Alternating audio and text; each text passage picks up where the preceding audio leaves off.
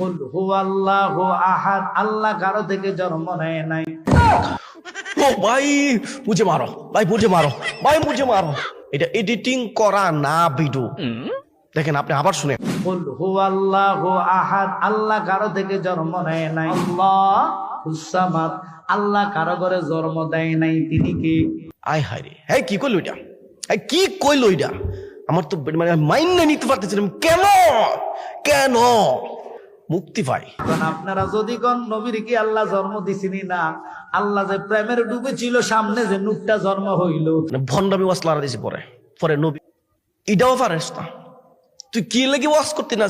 তোরে কেডা কইছে ওয়াজ করতি? তোরে কেডা কইছে স্টেজ ওইটা কথা কইতি? তোরে কেডা কইছে সূরা ইখলাসে তাফসীর করতি? ভাই এ কি না তাফসীর, ইয়া মাবুদ ওড়ায় নাও, আমার না হ্যাঁ ওড়ায় নাও।